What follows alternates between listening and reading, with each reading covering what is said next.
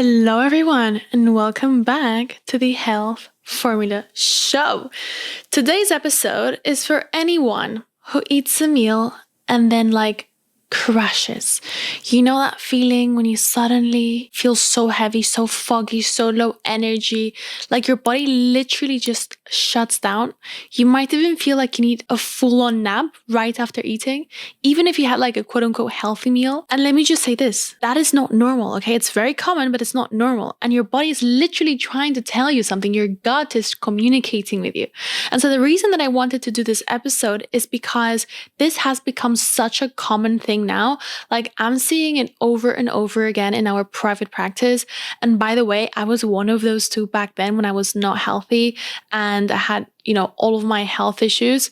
But just last week, I got a reminder again because I had a client who came to me drinking 2 iced coffees every single afternoon just to stay awake. She truly thought that she had a caffeine issue, but it turns out that it was her breakfast. She was starting the day with what she thought was healthy, but it was spiking and crashing her blood sugar so badly that by lunchtime, she was completely flat. And I've got to tell you that she's not alone. So in this episode, I'm going to walk you through the real reasons as to why this happens, what I see in practice all the time, and literally what you can do to stop feeling so exhausted after eating. So let's start there. Post-meal fatigue has become so normalized that most people don't even question it. I hear it all the time. I always get so tired after lunch. I need something sweet after eating, or I just literally fall asleep in my desk, or I need a coffee. But if you are eating and your body is literally shutting down afterwards, something is off. Meals should give you energy. It should not take away energy from you. So let's break down the top reasons that I see people getting tired after eating. And I'm also going to give you real examples from clients as well, because I find that very helpful. So number one, blood sugar crashes.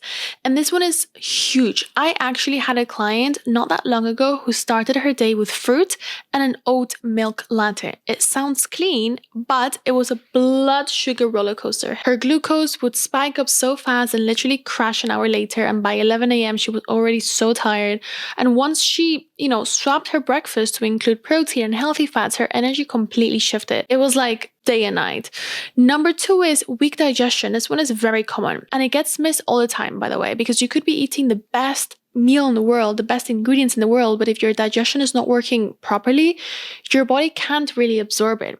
And so one client that I had was constantly bloated and so tired after every meal. And we ran an organic acid test and it showed, all sorts of things, candida overgrowth and bacterial overgrowth.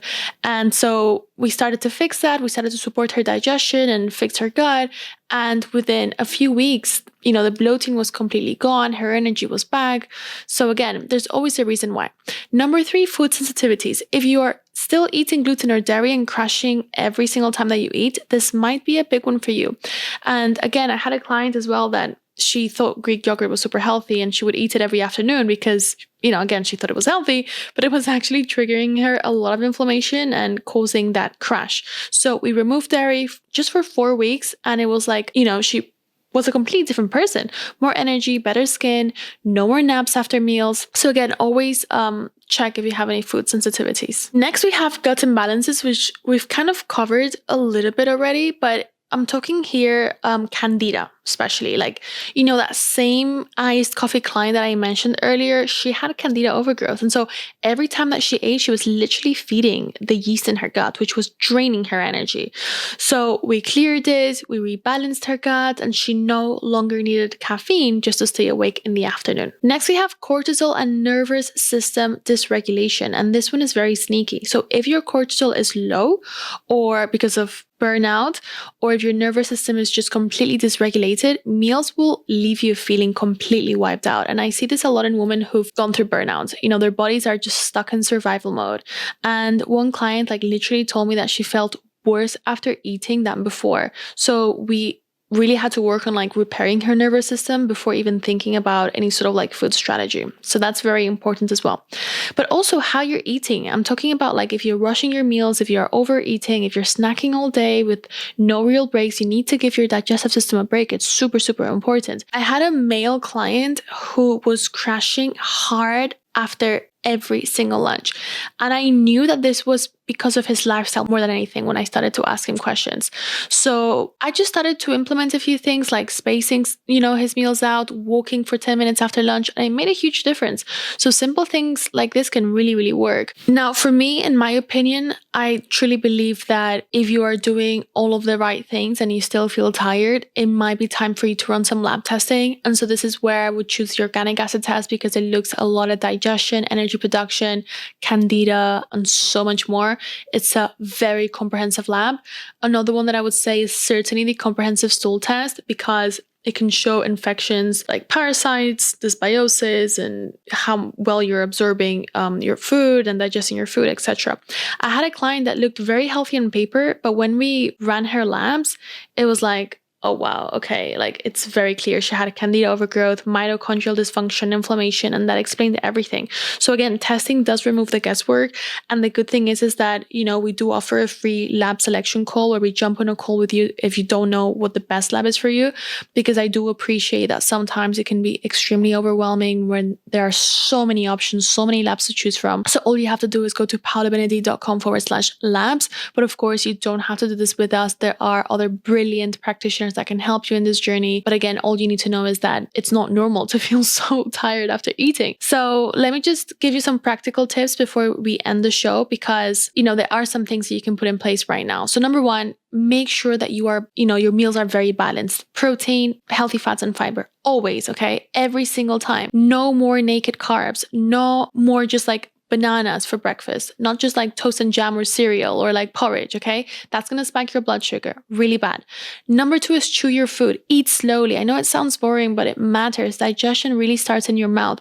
And if you are inhaling your food while scrolling down your phone or watching something or speaking on the phone, you're not digesting well. Next, stop snacking all day. Give your body a break. Give your digestive system a break. You don't need to graze constantly, okay? The next one is to have 3 balanced meals a day with a 4 to 5 hour break between them, because that's going to give your digestive system time to regulate, repair, and truly have a rest.